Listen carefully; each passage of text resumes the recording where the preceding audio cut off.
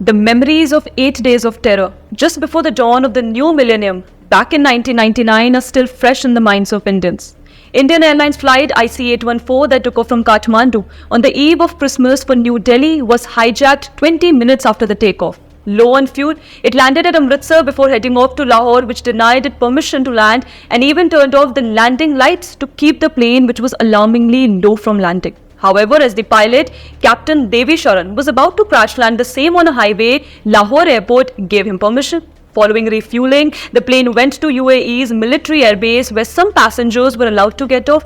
From there, the hijacked plane went to Kandahar in Taliban-ruled Afghanistan. After 8 days of negotiations, the hostages were released in exchange of 3 Pakistani terrorists, Maulana Masood Azhar, Ahmad Omar Saeed Sheikh and Mushtaq Ahmad Zargar. Maulana Masood Azhar went on to establish the Islamist terror organization Jaish-e-Mohammed, which has since carried out a number of terror attacks on Indian soil, including the 2001 Parliament attack, 2008 Mumbai attack and 2019 Pulwama terror attack.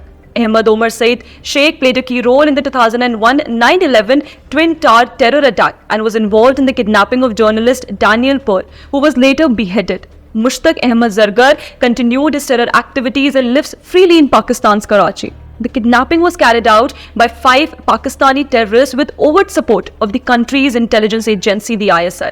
While the Pakistani terrorists on that plane were on a mission to release more dreaded terrorists whose arrest had blood of a martyred soldiers on it, filmmaker Anubhav Sinha was on a mission to humanize their terrorists and justify what they did by giving context to terror activities. Easiest way, of course, is it to make the terrorists appear like victims of a system who just wants to fight the oppressive regime for the freedom of the oppressed in places such as Kashmir. In reality, these terrorists are perpetrating unspeakable crimes on the Hindus of the valley for being Hindus. The exodus of Kashmiri Hindus over the decades has been testament to Islamist terrorism. But for Sinha, the hijacker being considerate to the hostages and caring for them is the true essence.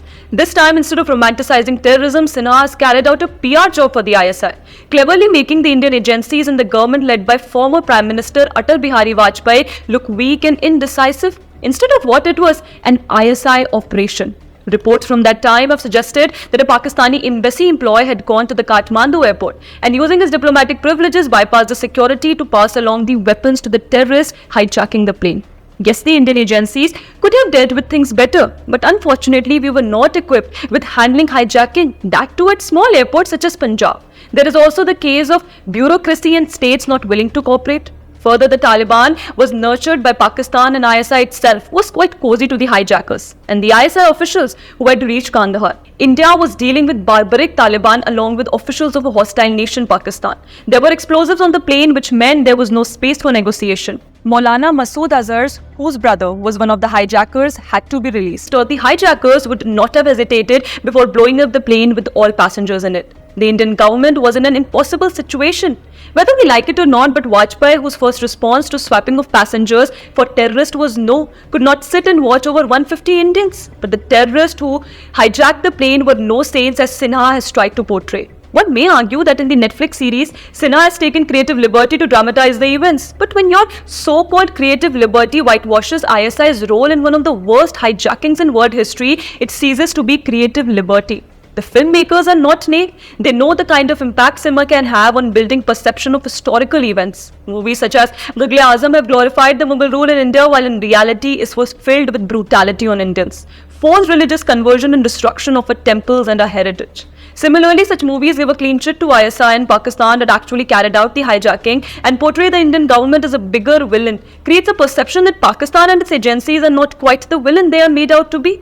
While in reality, contrary to the Aman Ki Asha enthusiast, Pakistan may let its people die of hunger, but will continue to spend every waking moment perpetrating terror activities on the Indian soil.